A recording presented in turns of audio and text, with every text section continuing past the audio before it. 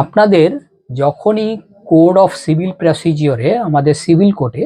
তাদের junior division হোক senior ডিভিশনে হোক যখন মামলা করেন, অনেক সময় দেখা যায় আমাদের প্লেন্টিফ বা ডিফেন্ডেন্ট যেটা খুশি হতে পারে, প্লেন্টিফও হতে পারেন বেসিক্যালি, তিনি যদি দেখেন যে আমরা যাকে যাকে পার্টি করলাম ডিফেন্ডেন্ট হিসেবে পরবর্তীকালে নেসেসারি আরো দু একজনকে পার্টি করার প্রয়োজন ছিল,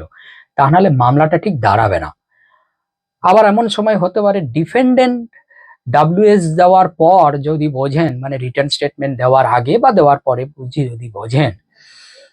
যে এইখানে আরো তার পক্ষ মামলাটা দাঁড়াতে পারে এমন কোনো কাউকেও আরো পার্টি করার প্রয়োজন আছে, তখন এই পার্টি করার জন্য আমরা অর্ডার 1 রুল 10 সিপিসিতে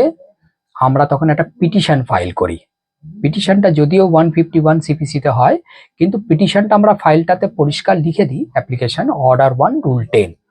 এবং নেসেসারি পার্টিগুলোকে আমরা তুলে ধরি। ধরার পর তারপরে কোর্টের কাছে করি, অপোনেন্ট পার্টিকে কপি সার্ভিস করি,